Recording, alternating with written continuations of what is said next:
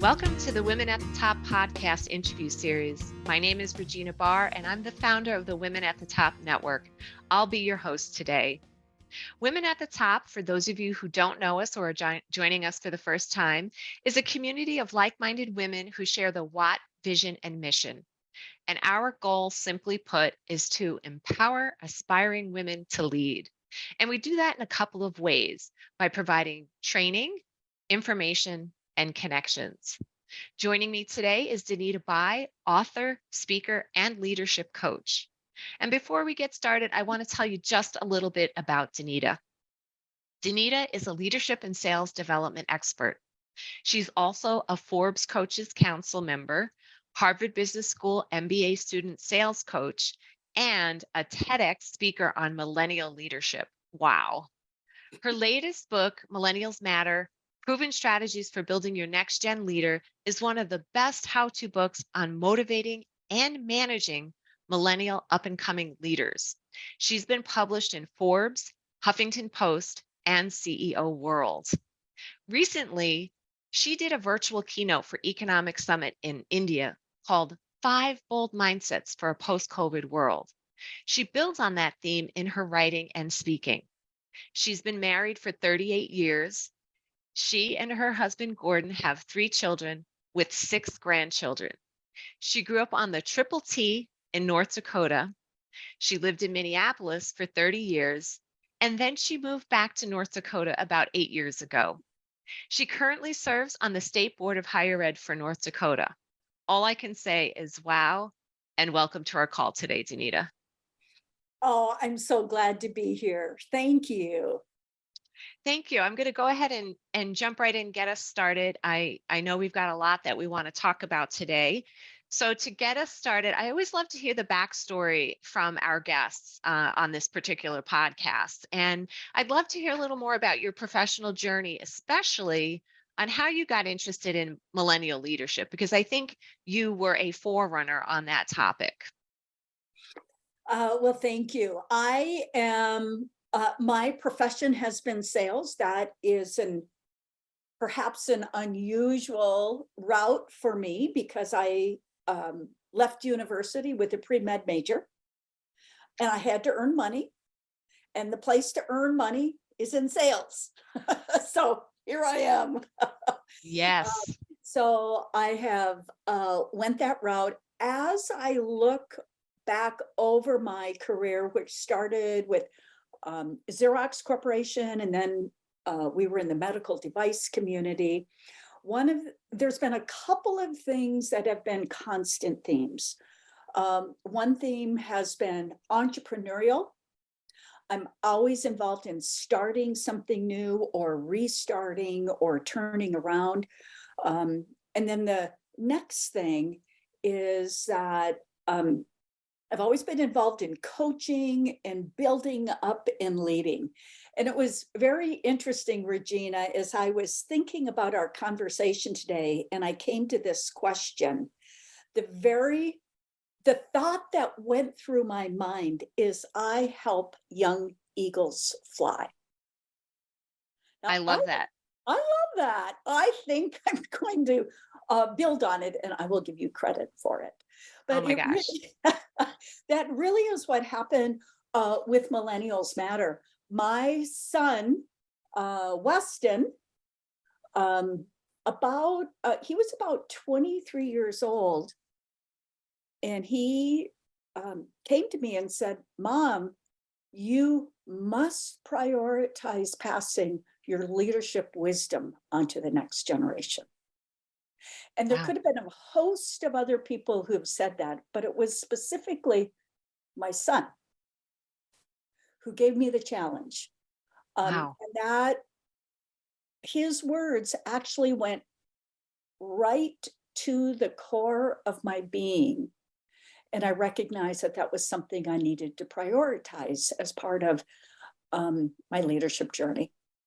Wow. That's amazing that your son at such a young age had the fortitude to see a need for that and probably had no idea how much that was needed in the workplace and in the world in general. Yeah. Yeah. I just feel really honored that he would say that, and that we had the relationship where he would feel comfortable to be able to say that. A lot of times that doesn't happen, but he felt comfortable. And obviously, from a leadership perspective, we get messages all the time, and we have to be able to discern what's the right way and what's extraneous. And this was the right way. That's awesome. I love that it was someone, a young person in your life that helped set you on that course to Right. write the book, speak on that particular topic, and then to continue to move and grow and develop your work in that place. So Mhm. thank you for sharing that. Mhm. So every year I pick a word to focus on. And I was just talking about this on my last podcast. And I use that to help me guide my decisions for the year. And this year, my word is flourish. And so I literally will ask myself, is this going to help me flourish or not? Or Love I'll that. just say, is this going to help me flourish? Yes or no? And I'm trying to use that really to help me make decisions. And you talked about post COVID, and it's become more and more important to me post COVID that what I'm doing does help me to flourish and not drain my energy. So I understand that you also are a like mind and prefer a word of the year as well. So tell us, what's your word and what prompted you to focus on your word? Well, I have chosen a word for the year for quite some time. The challenges, even like New Year's resolutions, is how do we take that one word and have it the word for the year versus the word for the month? So I'm actually have some additional strategies on how to help me keep my focus on this word of the year, which is gratitude. And as I'm seeing the world, there are so many uh, cultural and technology and uh, changes that are happening in our worlds. In fact, some um, experts call it the era of exponential progress. It happens about every 500 years where things change so dramatically that it feels like the earth is literally shaking around us. I believe that we are in that sort of a time, and we have some options. One is to look at all those changes and follow what I think both legacy media and social media tries to do, which is to instill fear in us versus Sadly, yes. how do we shift and look at what's around us and be grateful for what is. And I believe that that gratefulness, that exercise of being gratefulness, opens up our creativity. It opens up our energy. It just it's an invitation to goodness. When we focus on gratitude. So that's one of the reasons I'm choosing gratitude for my Well, I word of the I year. love that, and I have a morning ritual, if you will, where I because I'm up and out at like 5:15, 5:30, walking my dog 2.5 miles. I decided to use that time to number one, I do pray during that time, and I pray for a lot of people, and I also do it what I call an attitude of gratitude. And my goal is to not stop talking. I do talk out loud because really nobody's outside, so Really. it's not like anybody's going to be judging me. And if they do see me, they'll probably think I'm talking on my phone because I have a little AirPod in. But I try to not stop being grateful for things until I get back home. So I try to have it extend. So it's kind of like a little challenge for myself, a little game, if you will. I started doing that when I had seen a sign at uh, a fair, and I picked it up, and it's hanging in my cabin, and it really made an impact on me. And what it said was, "What if you only woke up with today what you thanked God for yesterday?" And so I've been doing this for a number of years now because it really um, kind of made me realize that there are so many things we can be grateful for. And what a better place this world would be if we were all coming from a place of gratitude. So, long way of saying, I love your word of the year. Well, it's so critical as leaders that we need to have, during times that are challenging, we need access to all our gifts, all of our talents, all of our resources, whether they're internal, whether they're external, or whether they're upward. We need everything. And Agree. I believe one of the ways that we access them is through being grateful for what we have in our hand. So, Yes. And I totally agree. So I love that. So we'll keep on keeping on with our word and see how we do. We'll have to check in later in the year and see how we're both love doing. that. So this is probably no surprise to you or anyone else listening in or watching today, but I am a huge proponent of accountability.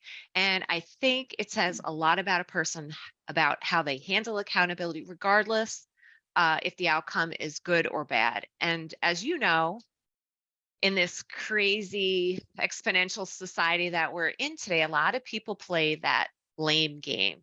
So let's tackle blame game culture first in our conversation. What do you mean by that?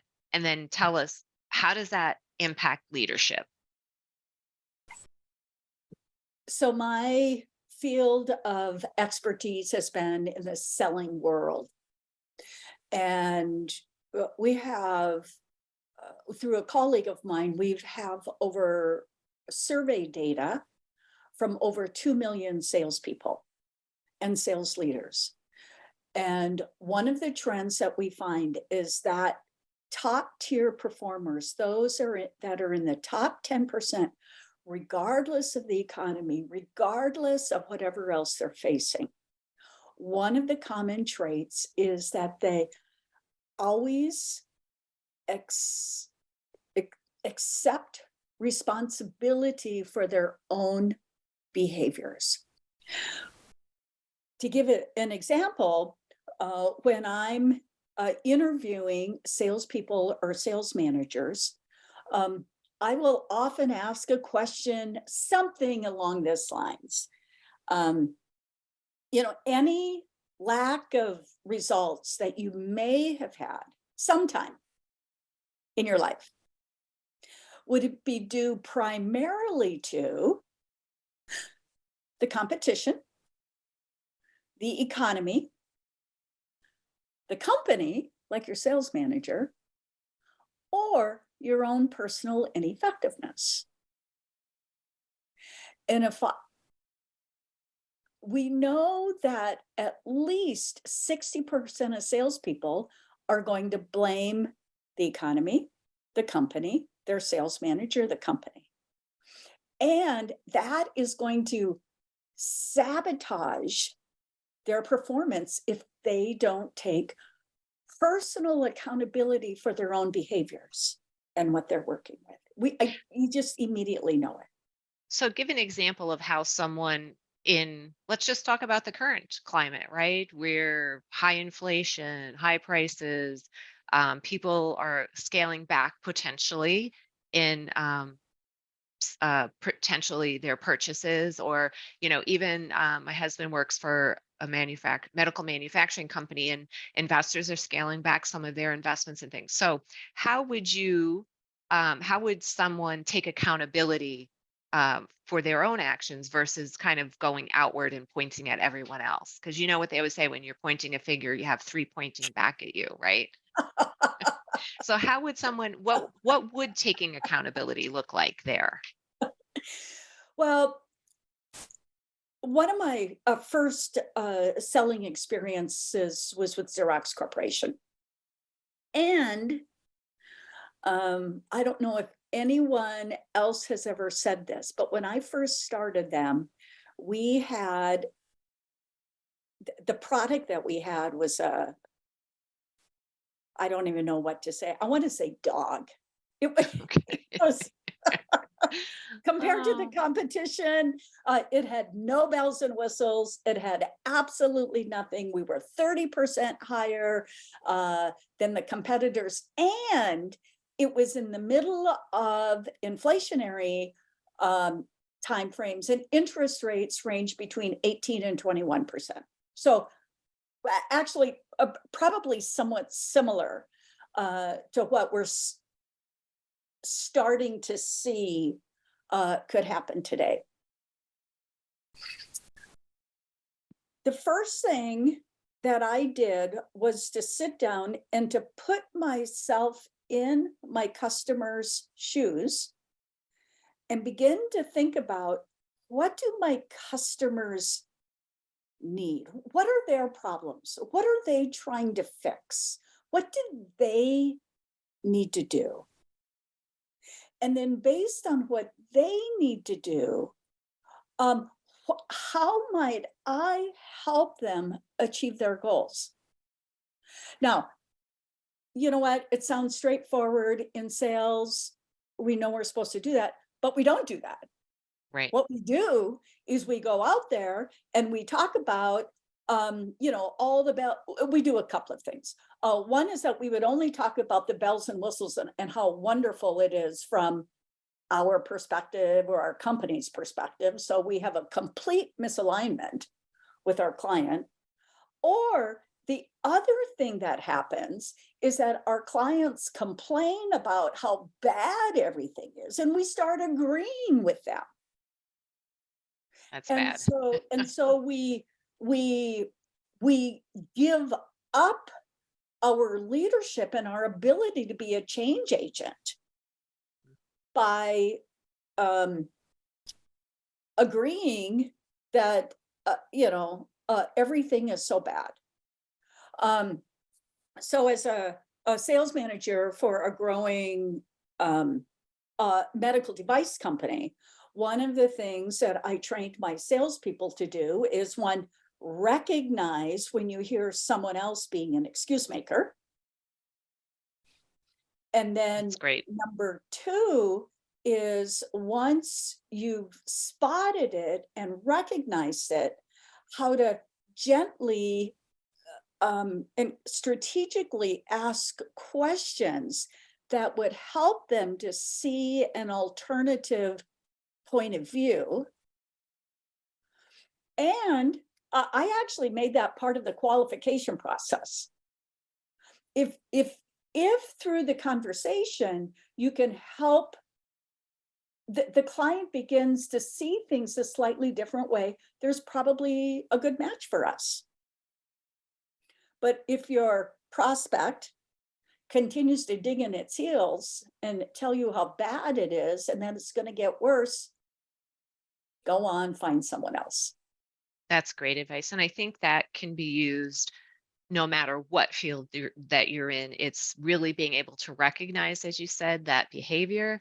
And then, you talked about helping share an alternative point of view. And I look at the word that comes to my mind is help pivot the conversation, like help Yes. turn that Yes. conversation. So I think that's great. So given what we've just talked about right now, I think there's a lot of fear going on. And I know that, in my research and the work that I've done, like with emotional intelligence and things like that, as it relates, to coaching and assessment work, the studies that I've looked at show that there are two top fears in the workplace. And some of you may or may not be surprised, but it's anger and fear. So I'd like to talk about that culture of fear, because I do think there's a lot of fear, if you will, going around. So what are you seeing as you're working with leaders? So one thing that we know is that fear shuts down every other emotion. When fear is in charge, everything else is shut down. So if you think about it from a culture of fear, is that everybody goes into protection mode. On my research, high performance companies, high performance leaders, you have to get rid of the fear.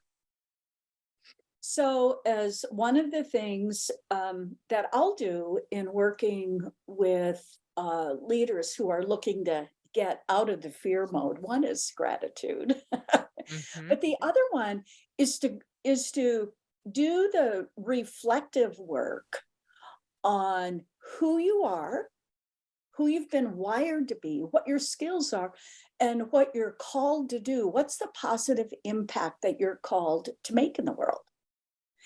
And as people become more firmly grounded in who they are and what they're called to do in the good that they're called to do in the world, that fear begins to dissipate.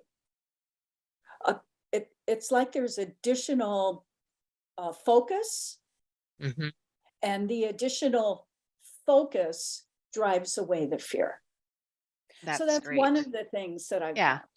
So you said also gratitude, and I know that you've talked about before that when you're looking for an antidote to both the blame game culture and the fear culture, it's that gratitude. And I love that. And I already shared with you my attitude of gratitude. So tell us, how does gratitude help us develop grit, and how does it help us be more successful?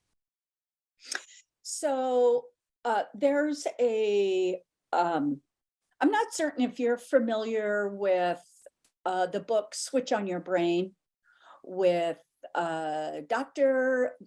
Caroline Leaf, Leaf. And she has just there's a visual that pops out to me that she uses very effectively. She has on she talks about fear, and when she does, shows a tree that is basically a dead tree. It has no branch, it has no leaves on it. And then she talks about, and that's to symbolize what happens with our brain when we're fear motivated. And then on the other side of the picture, of the graphic she uses, she has a tree that's full and alive, and it's fruitful and it's beautiful. Um, and that's what our brain looks like when we have gratitude and when we have positive emotions that we are sending to our brain. So that we have control over that. We have control over what kind of um, neurotransmitters Hmm. are running through our brain. And so, and I believe that as we're on that as we're sending gratitude, that helps us, that when we trip and fall, that we're able to get up, that when we hit an obstacle, we don't immediately go home crying, but that we're creative. Our creative juices go to work about how we can shift and change, and maybe even use that obstacle to help us move forward. Hmm. Um, so, uh, so that visual is just clear to me that we have the choice, and that we need to take the choice of nurturing what kind of um, neurotransmitters we send to our brain. Exactly. And, I think we have to be very careful about what we put into our mind, into our brain. And sometimes I literally go for weeks without turning on the news. Now, that doesn't mean I don't stay engaged. I can get all I want right from the internet or from my phone, That's right? right. But sometimes I just don't need the drama. I just want the news. And it's interesting because my mom she's very isolated. She's not driving right now. And she'll watch the news. And the minute I get on the phone with her, it's all negative, negative, negative. And I listen quietly. And then I'll say, "So, tell me something that's positive that's going on. What do you feel grateful Wow. for right now?" And she is used to me doing this, and she'll just start laughing, and she's like, she'll think of something. She'll say, "Okay, enough of that," and then she'll kind of segue over to that. So I do love that. So I want to shift our conversation a little bit. You wrote a blog for my website called Grit and Gratitude: How to Wire Your Brain for Success. And in the article, you talk about gratitude practices, and we've been kind of having the conversation about those as we've talked today. And you tell a story about a book by Dale Carnegie. Tell us a little bit more about that and what you learned. Well, early in my career, I read a book called How to Win Friends, and what is the name of it? And influence people, I think. How There to win we friends go. There we and go. influence people. You Yes. know, I'll help you out. thank you, because I was going to say how to win friends and influence enemies, and I go, ooh, that doesn't seem quite right. No. So influence people. And one, just early on in the book, it says, don't criticize, condemn, and complain. Hmm. And for those of who, as we've talked about, for those of us who are in leadership, there is always a plethora of people and circumstances that we could criticize, condemn, and complain. So that as I began to look at that, if you can't criticize, condemn, and complain, what can you do? And that is, you can begin to show gratitude. So one of the exercises that I did early on is, after key conversations, I would always take time to reflect, and and it was a quick reflection, maybe 60 to 90 seconds. What were 3 things that I did well? And my goal in doing that, my purpose, is that I wanted to be able to pat myself on the back. If I'd been doing something well and I'd been working on it, and I, made a positive step, and I would counter that with what are 3 things that I could do differently next time around. And there were a couple of things. I did not say, what did I do wrong? No. I was very clear. What are some things that I might do differently next time around? And again, I see that as a gratitude practice, because I was acknowledging, one, that I did something. I made an attempt. Mm-hmm. And it helped to develop that grit and growth mindset for moving forward. That's great. It was interesting, Regina. Was visiting with someone yesterday, and they were talking about this new AI technology that can listen in on conversations and give you feedback on how you're doing. And as my first thought, oh, that's cool. And then, and then that's cool, as long as it's used for self-reflection, so that you can take whatever the feedback is and begin to own it, and alter and shift your own communication and leadership behaviors. That's a very positive way to look at some of the new technology that's been coming our way, and maybe not getting the best airtime. And we won't get into that. Yes. We are actually winding down on our time together today, Danita. So before you go today, what would be one piece of advice that you can offer to our listeners or our viewers today? Well, I'm going to stay on the gratitude. You'd mentioned that you're starting out the morning with gratitude.